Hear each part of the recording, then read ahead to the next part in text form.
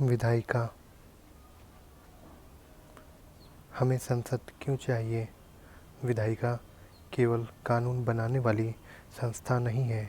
इसके अनेक महत्वपूर्ण कार्यों में से कि कानून बनाना भी एक कार्य है। यह सभी लोकतांत्रिक राजनीतिक प्रक्रियाओं का केंद्र है। संसद में बहुत से दृश्य देखने को मिलते हैं। सदन में बहस, बहिर्गमन, विरोध, प्रदर्शन, सर्वसम्मति, सरोकार और सहयोग आदि इसे अत्यंत जीवित रखते हैं। ये सभी बहुत ही महत्वपूर्ण उद्देश्यों को पूरा करते हैं। दरअसल वास्तविक प्रतिनिधित्व वाली कुशल और प्रभावी विधायिका के बिना सच्चे लोकतंत्र की कल्पना नहीं की जा सकती। विधायिका जनप्रतिनिधियों का जनता के प्रति उत्तरदायित्व सुनिश्चित करती है। ये वास्तव में प्रातिनिधिक लोकतंत्र का आधार है। इसके बावजूद अधिकांश लोकतंत्रों में कार्यपालिका के मुकाबले विधायिकाएं अपना महत्व खोती जा रही हैं। भारत में भी मंत्रिमंडल नीति निर्माण की पहल करता है, शासन का एजेंडा तय करता है और उसे लागू करता है। इससे कुछ आलोचकों को ये कहने का मौका मिल गया कि संसद का ह्रास हो गया है, लेकिन अत्यंत शक्तिशाली मंत्रिमंडल को भी विधायिका में बहुमत की आवश्यकता होती है। एक सशक्त नेता को भी संसद का सामना करना पड़ता है और संसद को अपने जवाबों से संतुष्ट करना पड़ता है। ये हमें संसद की लोकतांत्रिक क्षमता का एहसास कराता है। यह वाद विवाद का सबसे लोकतांत्रिक और खुला मंच है। अपनी संरचनात्मक विशेषता के कारण यह सरकार के अन्य सभी अंगों में सबसे ज़्यादा प्रातिनिधिक है और फिर इसके पास सरकार कार्यपालिका का चयन करने और उसे बर्खास्त करने की शक्ति भी है।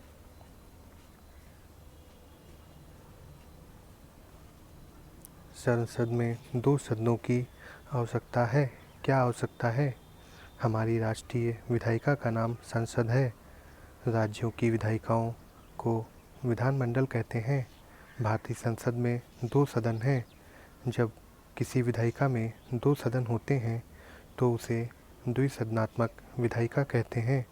भारतीय संसद के एक सदन को राज्यसभा तथा दूसरे को लोकसभा कहते हैं। संविधान ने राज्यों को एक सदनात्मक या द्विसदनात्मक विधायिका स्थापित करने का विकल्प दिया है। अब केवल 7 राज्यों में ही द्विसदनात्मक विधायिका है। विविधताओं से परिपूर्ण बड़े देश प्रायः द्विसदनात्मक राष्ट्रीय विधायिका चाहते हैं ताकि वे अपने समाज के सभी वर्गों और देश के सभी क्षेत्रों या भागों को समुचित प्रतिनिधित्व दे सकें। द्विसदनात्मक विधायिका का एक और लाभ यह है कि संसद के प्रत्येक निर्णय पर दूसरे सदन में पुनर्विचार हो जाता है। एक सदन द्वारा लिया गया प्रत्येक निर्णय दूसरे सदन के निर्णय के लिए भेजा जाता है। इसका मतलब यह है कि प्रत्येक विधेयक और नीति पर 2 बार विचार होता है। इससे हर मुद्दे को 2 बार जांचने का मौका मिलता है। यदि एक सदन जल्दबाजी में कोई निर्णय लेता है तो दूसरे सदन में बहस के दौरान उस पर पुनर्विचार संभव हो पाता है। राज्यसभा। संसद के प्रत्येक सदन में प्रतिनिधित्व का आधार अलग अलग है।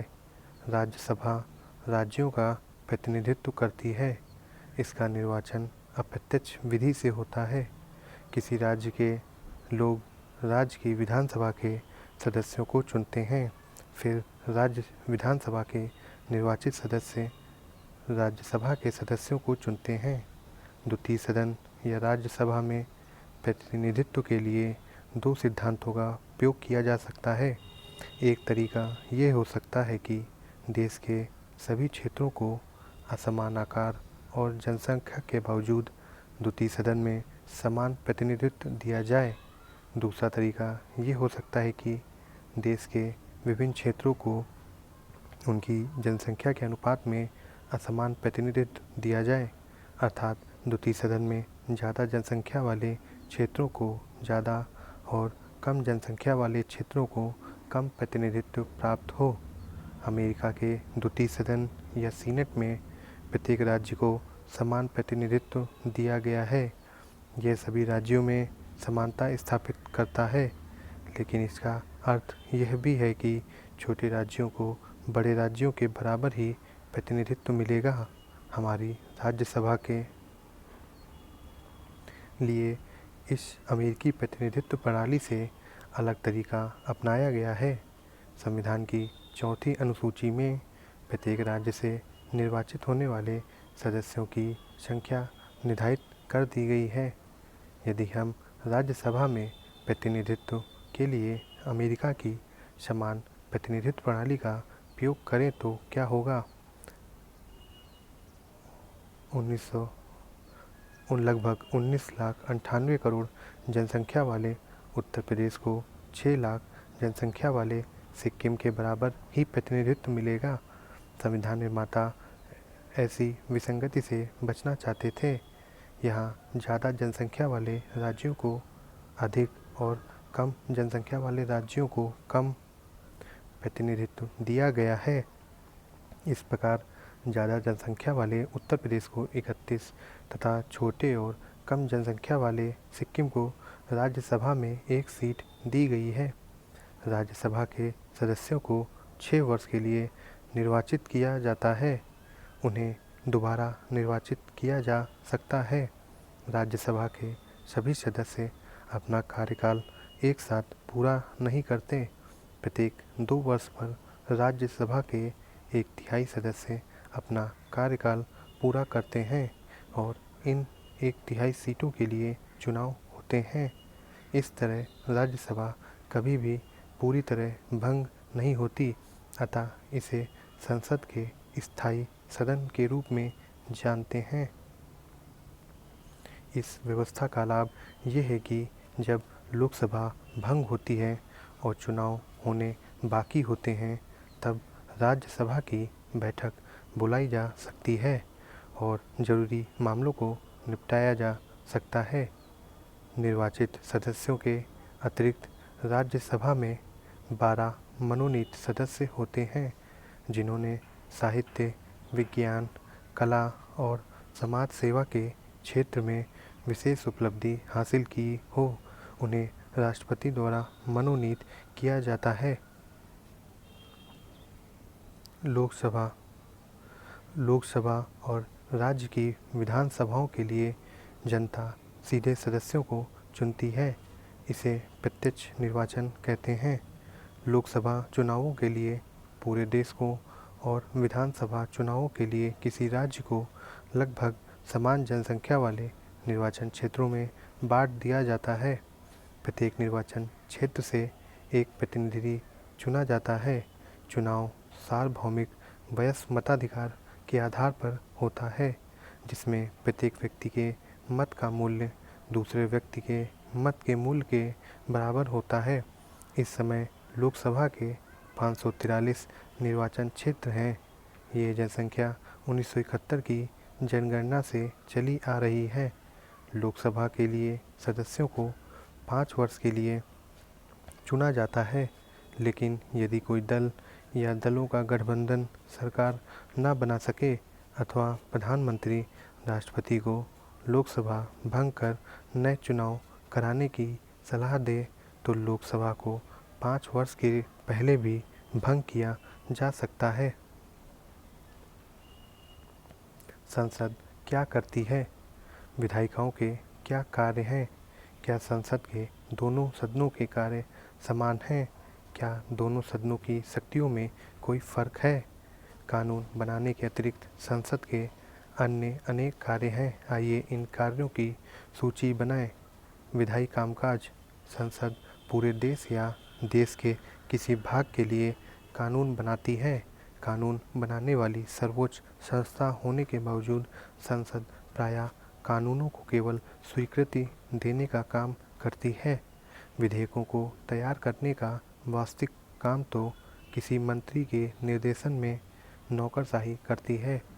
विधेयक का उद्देश्य और संसद में उसे प्रस्तुत करने का समय मंत्रिमंडल तय करता है। कोई भी महत्वपूर्ण विधेयक बिना मंत्रिमंडल की स्वीकृति के संसद में पेश नहीं किया जाता। संसद के अन्य निजी सदस्य भी कोई विधेयक प्रस्तुत कर सकते हैं, पर बिना सरकार के समर्थन के ऐसे विधेयकों का पास होना संभव नहीं। कार्यपालिका पर नियंत्रण और उसका उत्तरदायित्व सुनिश्चित करना। संसद का सबसे महत्वपूर्ण काम कार्यपालिका को उसके अधिकार क्षेत्र में सीमित रखने और जनता के प्रति उसका उत्तरदायित्व सुनिश्चित करना है।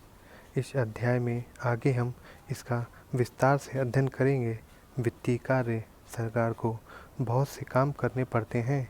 इन कामों पर धन खर्च होता है।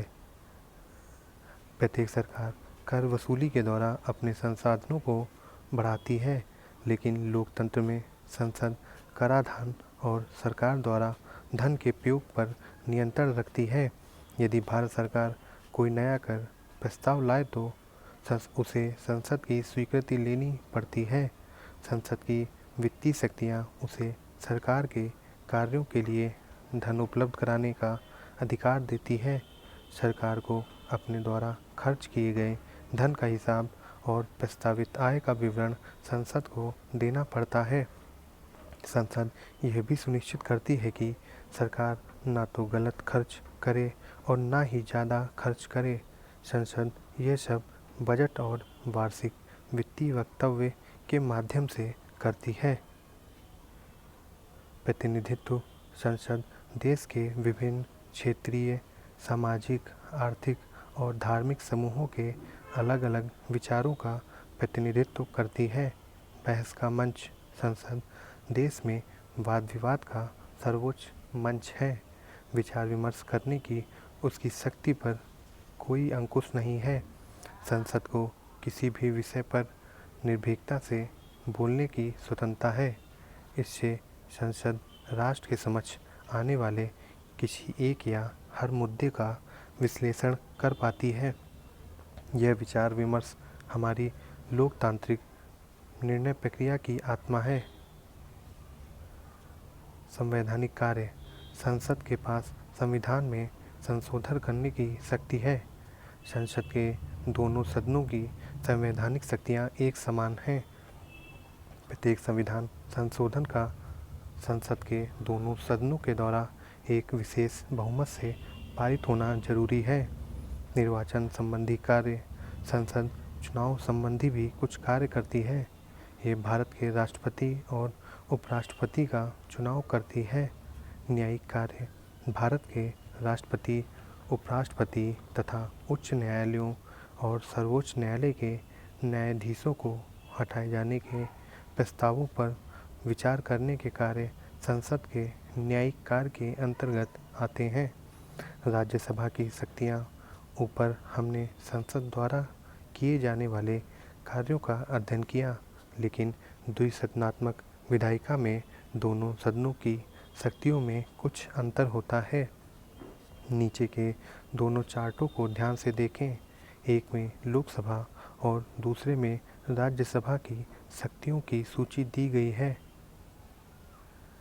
लोकसभा की शक्तियाँ संघ सूची और समवर्ती सूची के विषयों पर कानून बनाती है, धन विधेयकों और सामान्य विधेयकों को प्रस्तुत और पारित करती है, कर प्रस्तावों, बजट और वार्षिक वित्तीय वक्तव्यों को स्वीकृति देती है, प्रश्न पूछकर, पूरक प्रश्न पूछकर, प्रस्ताव लाकर और अविश्वास प्रस्ताव के माध्यम से कार्यपालिका को नियंत्रित करती है, संविधान में संशोधन करती है, आपातकाल की घोषणा की स्वीकृति देती है, राष्ट्रपति और उपराष्ट्रपति का चुनाव करती है तथा उन्हें और सर्वोच्च न्यायालय तथा उच्च न्यायालय के न्यायाधीशों को हटा सकती है, समिति और आयोगों का गठन करती है और उनके प्रतिवेदनों पर विचार करती है।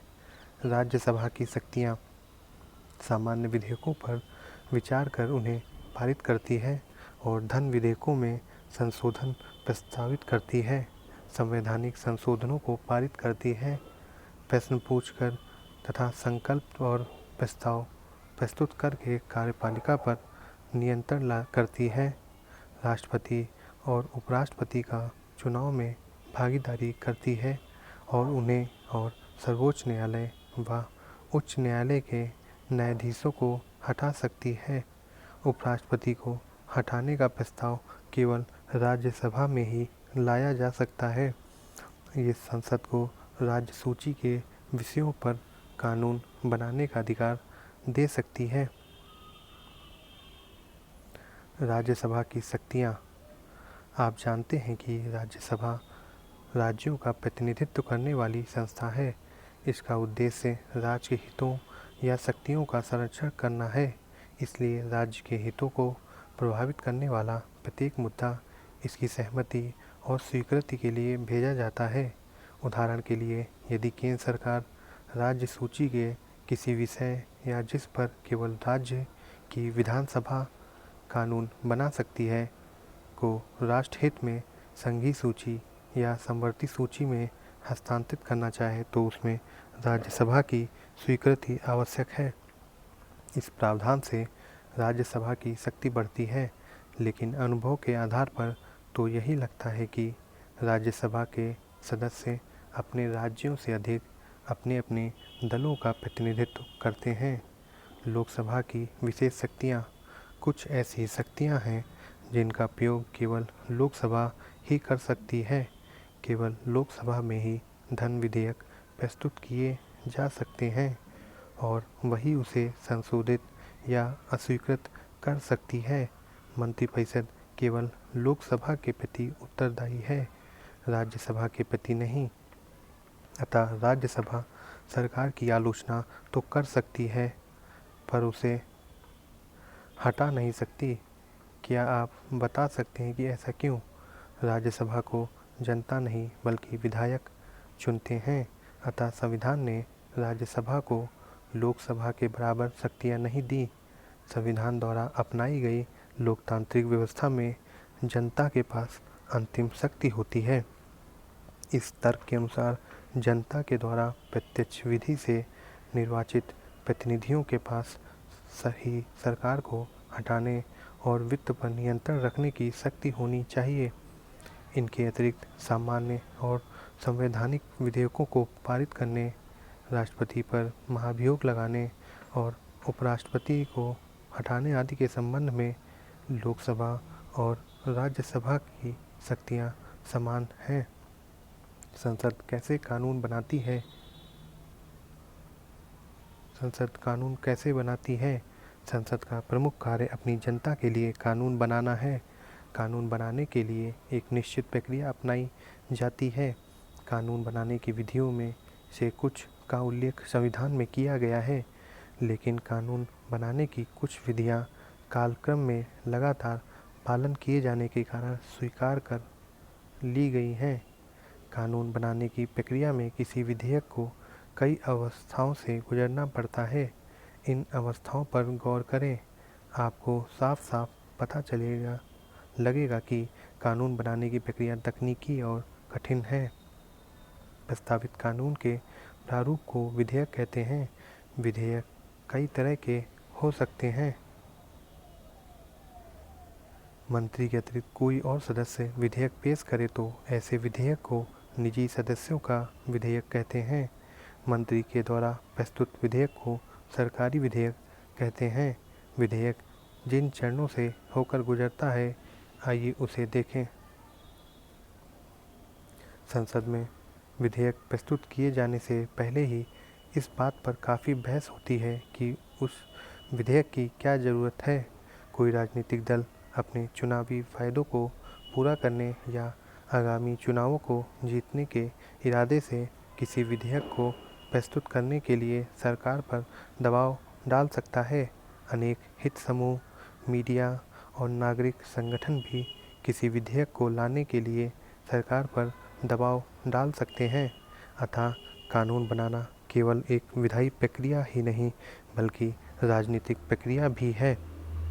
विधेयक बनाने में अनेक बातों का ध्यान रखना पड़ता है, जैसे कानून को लागू करने के लिए जरूरी संसाधनों को कहां से जुटाया जाएगा, विधेयक का कितना समर्थन और विरोध होगा, प्रस्तावित कानून से सत्तारूढ़ दल की चुनावी संभावनाओं पर क्या प्रभाव पड़ेगा आदि। खास तौर पर आज के गठबंधन सरकारों के युग में सरकार द्वारा प्रस्तावित विधेयक को गठबंधन के सभी घटक दलों का भी समर्थन प्राप्त होना चाहिए। इन व्यवहारिक बातों की उपेक्षा नहीं की जा सकती। कानून बनाने का निर्णय लेने से पहले मंत्रिमंडल इन सभी बातों पर विचार करता है। एक बार जब मंत्रिमंडल उस नीति की स्वीकृति दे देता है जिस पर कानून आधारित होता है, तब विधेयक का प्रारूप बनाने का कार्य शुरू होता है। विधेयक जिस मंत्रालय से संबद्ध होता है वही मंत्रालय उसका प्रारूप बनाता है। उदाहरण के लिए लड़कियों के विवाह की उम्र यदि 18 वर्ष से बढ़ाकर 21 वर्ष करनी है तो इसका प्रारूप विधि मंत्रालय बनाएगा। इसमें महिला और बाल कल्याण मंत्रालय की भी भागीदारी हो सकती है। संसद के किसी भी सदन, लोकसभा या राज्यसभा में कोई भी सदस्य इस विधेयक को पेश कर सकता है। जिस विषय का विधेयक हो उस विषय से जुड़ा मंत्री ही अक्सर विधेयक पेश करता है। किसी धन विधेयक को केवल लोकसभा में ही प्रस्तुत किया जा सकता है। लोकसभा में पारित होने के बाद उसे राज्यसभा में भेज दिया जाता है। विधेयकों पर विचार विमर्श अधिकतर संसदीय समितियों में होता है। समितियों की सिफारिशों को सदन को भेज दिया जाता है। इन समितियों में सभी संसदीय दलों को प्रतिनिधित्व प्राप्त होता है। इसी कारण इन समितियों को लघु विधायिका भी कहते हैं। यह कानून निर्माण की प्रक्रिया का दूसरा चरण है। तीसरे और अंतिम चरण में विधेयक पर मतदान होता है। जब कोई सामान्य विधेयक एक सदन द्वारा पारित कर दिया जाता है तब उसे दूसरे सदन में भेज दिया जाता है। दूसरे सदन में भी वह इसी प्रक्रिया से गुजरता है। जैसा आप जानते हैं कि किसी विधेयक को लागू होने के लिए इसका दोनों सदनों में पास होना जरूरी है, लेकिन यदि प्रस्तावित विधेयक पर दोनों सदनों के बीच मतभेद हों तो उसे संसद के संयुक्त सदन के संयुक्त अधिवेशन के माध्यम से सुलझाने की कोशिश की जाती है। पहले जब कभी ऐसे मतभेदों को सुलझाने के लिए संसद का संयुक्त अधिवेशन बुलाया गया, निर्णय हमेशा ही लोकसभा के पक्ष में गया है। लेकिन धन विधेयक के मामले में राज्यसभा उसे या तो स्वीकार कर सकती है या संशोधन प्रस्तावित कर सकती है, लेकिन वह धन विधेयक को अस्वीकार नहीं कर सकती है। यदि राज्यसभा 14 दिन तक उस पर कोई निर्णय न ले तो उसे राज्यसभा के द्वारा पारित मान लिया जाता है। विधेयक के बारे में राज्यसभा द्वारा प्रस्तावित संशोधनों को लोकसभा मान भी सकती है और नहीं भी। अनुच्छेद 109 धन विधेयकों के संबंध में विशेष प्रक्रिया। एक जनधन विधेयक राज्यसभा में पेश नहीं किया जाएगा। जब कोई विधेयक संसद के दोनों सदनों द्वारा पारित कर दिया जाता है तब उसे राष्ट्रपति की स्वीकृति के लिए भेज दिया जाता है। राष्ट्रपति की स्वीकृति के बाद वह विधेयक कानून बन जाता है। संसद कार्यपालिका को कैसे नियंत्रित करती है? जिस दल या दलों के गठबंधनों को लोकसभा में बहुमत हासिल होता है, उसी के सदस्यों को मिलाकर संसदीय लोकतंत्र में कार्यपालिका बनती है। संभव है कि बहुमत की ताकत पाकर यह कार्यपालिका अपनी शक्तियों का मनमाना प्रयोग करने लगे। ऐसी स्थिति में संसदीय लोकतंत्र मंत्रिमंडल को तानाशाही में बदल सकता है, जिसमें मंत्रिमंडल जो कहेगा सदन को वही मानना पड़ेगा। जब संसद सक्रिय और सचेत होगी तभी वह कार्यपालिका पर नियमित और प्रभावी नियंत्रण रख सकेगा।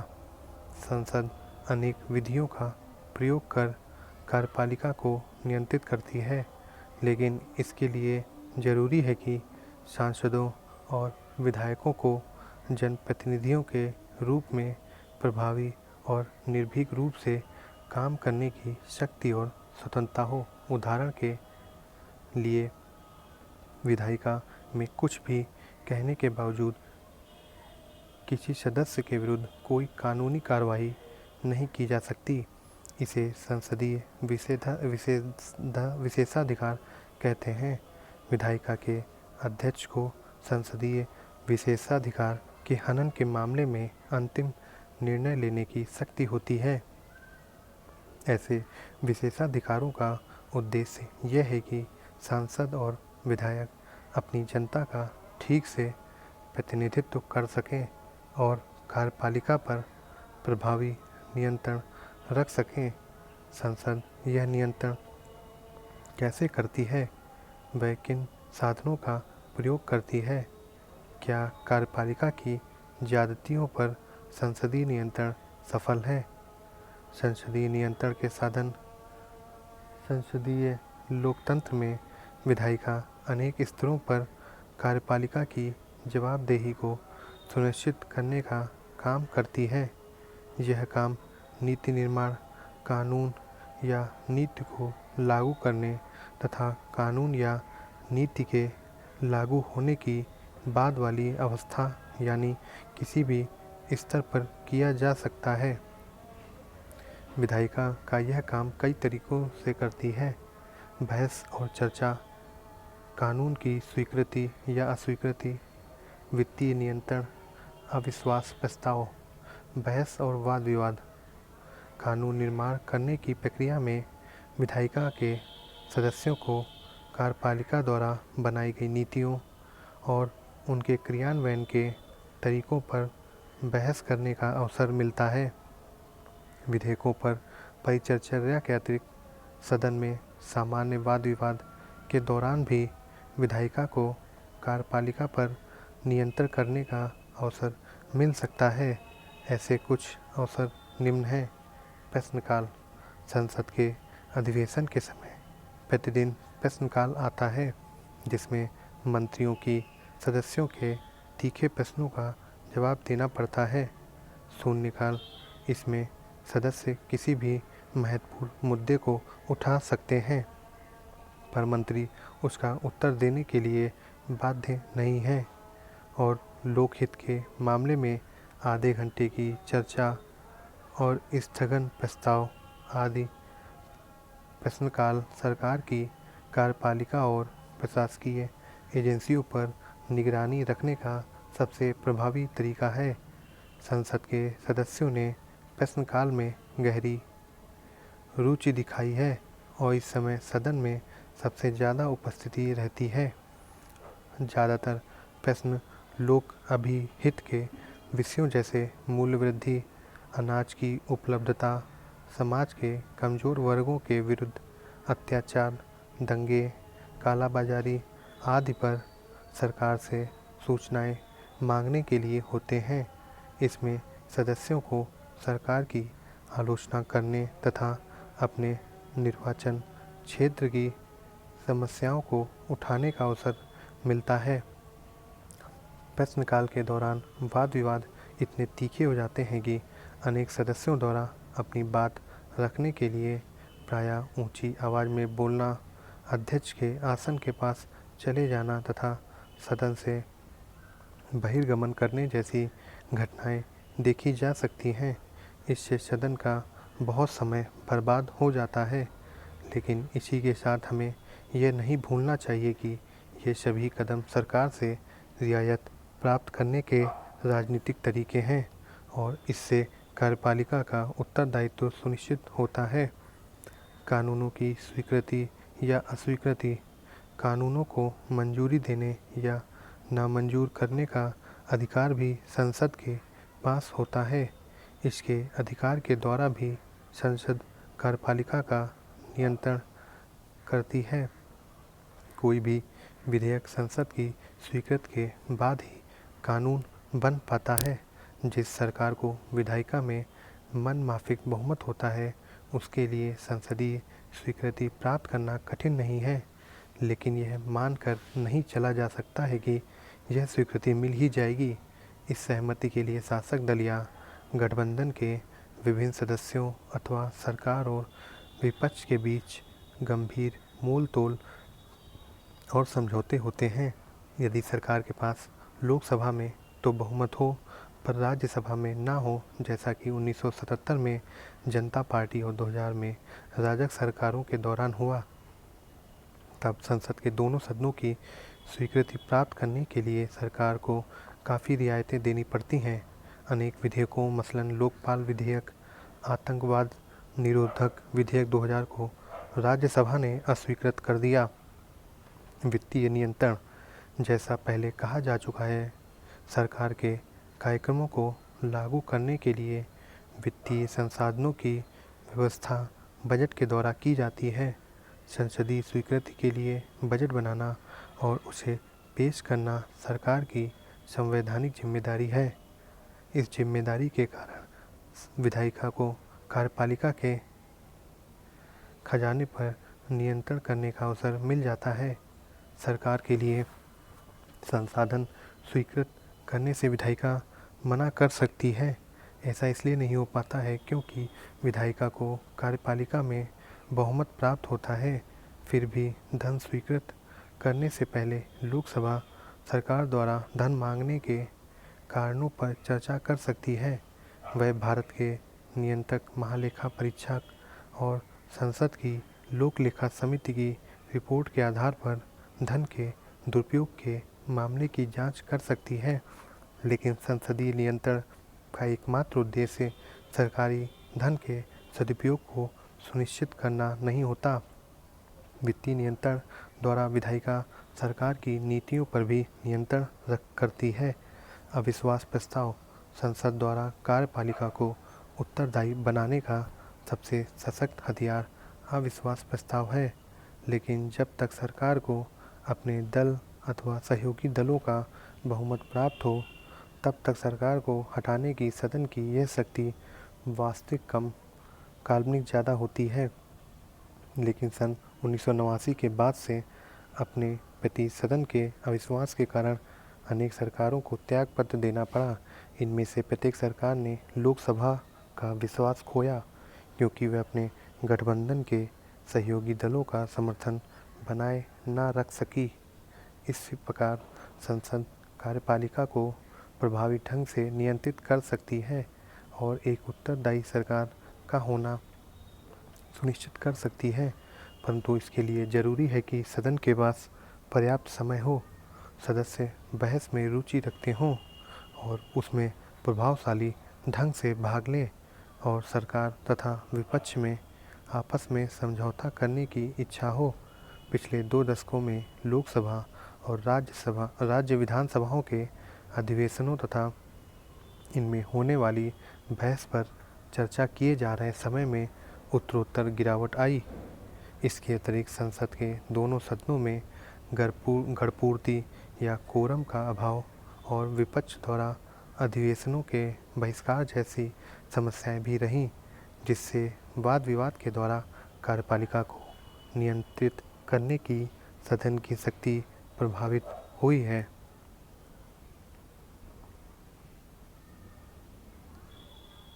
संसदीय समितियां क्या करती हैं? विभिन्न विधायी कार्यों के लिए समितियों का गठन संसदीय कामकाज का एक महत्वपूर्ण पहलू है। ये समितियां केवल कानून बनाने में ही नहीं वरन सदन के दैनिक कार्यों में भी अत्यंत महत्वपूर्ण भूमिका निभाती हैं। चूँकि संसद केवल अपने अधिवेशन के दौरान ही बैठती है, इसलिए उसके पास अत्यंत सीमित समय होता है। किसी कानून को बनाने के लिए उससे जुड़े विषय का गहन अध्ययन करना पड़ता है। इसके लिए उस पर ज़्यादा ध्यान और समय देने की ज़रूरत पड़ती है। इसके अतिरिक्त और भी महत्वपूर्ण कार्य होते हैं, जैसे विभिन्न मंत्रालयों की अनुदान मांगों का अध्ययन, विभिन्न विभागों के द्वारा किए गए खर्चों की जांच, भ्रष्टाचार के मामले की पड़ताल आदि।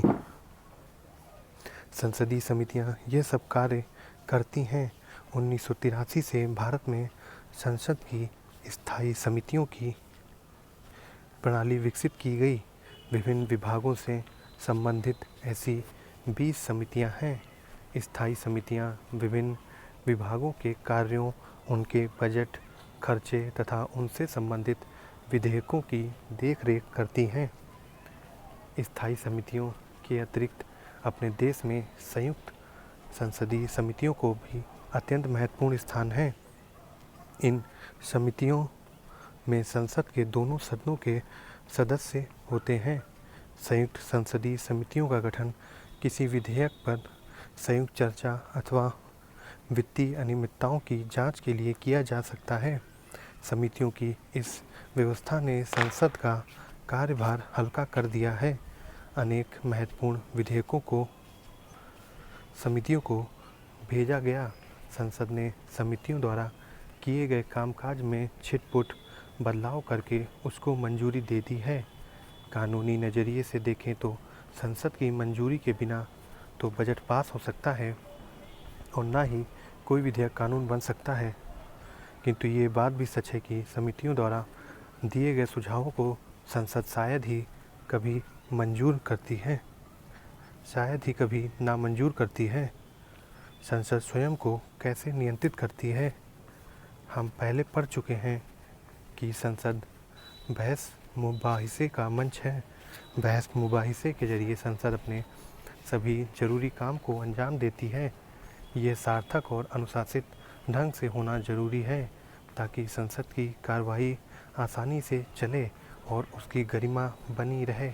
खुद संविधान में संसद की कार्यवाही को सुचारू ढंग से चलाने के लिए प्रावधान बनाए गए हैं। सदन का अध्यक्ष विधायिका की कार्यवाही के मामले में सर्वोच्च अधिकारी होता है। एक और तरीके से भी सदन का अध्यक्ष अपने सदस्यों के व्यवहार को नियंत्रित करता है। आपने शायद दल बदल निरोधक कानून के बारे में सुना होगा। विधायिका के अधिकतर सदस्य किसी न किसी दल के टिकट पर चुने होते हैं। यदि चुने जाने के बाद वे अपनी पार्टी छोड़ना चाहें तो क्या होगा? स्वतंत्रता के काफ़ी समय बाद तक यह समस्या बनी रही। अंततः दलों में इस बात पर आम सहमति बनी कि किसी दल के टिकट पर निर्वाचित विधायक या सांसद को दल बदल करने से रोका जाना चाहिए। इसके लिए 1985 में संविधान का 52वां संशोधन किया गया। इसे दल बदल निरोधक कानून कहते हैं। इसे बाद में 91वें संविधान संशोधन द्वारा दोबारा संशोधित किया गया। सदन का अध्यक्ष दल बदल से संबंधित विवादों पर अंतिम निर्णय लेता है। यदि यह सिद्ध हो जाए कि किसी सदस्य ने दल बदल किया है तो उसकी सदन की सदस्यता समाप्त हो जाती है। इसके अतिरिक्त ऐसे दल बदलू को किसी भी राजनीतिक पद या जैसे मंत्री के लिए अयोग्य घोषित कर दिया जाता है। दल बदल क्या है? यदि कोई सदस्य अपने दल के नेतृत्व के आदेश के बावजूद सदन में उपस्थित न हो या दल के निर्देश के विपरीत सदन में मतदान करे अथवा स्वेच्छा से दल की सदस्यता से त्यागपत्र दे तो उसे दल बदल कहते हैं। विगत 20 वर्षों का अनुभव बताता है कि दल बदल निरोधक कानून दल बदल को रोकने में सफल नहीं हुआ, लेकिन इसने किसी दल के प्रधान नेता और अध्यक्षों को विधायिका के सदस्यों के विरुद्ध अतिरिक्त शक्तियां प्रदान की हैं। निष्कर्ष, क्या आपने संसद की कार्यवाही का टेलीविज़न पर आंखों देखा प्रसारण देखा है? आपको सदन में इंद्रधनुष की तरह रंग बिरंगी वेशभूषाएं दिखाई देंगी जो सदन के विभिन्न क्षेत्रों का प्रतिनिधित्व करती हैं। सदन की कार्यवाही के दौरान सदन सदस्य भिन्न भिन्न भाषाएं बोलते हैं। वे विभिन्न जाति, धर्म और संप्रदायों से आते हैं। वे प्रायः एक दूसरे का प्रबल विरोध करते हैं।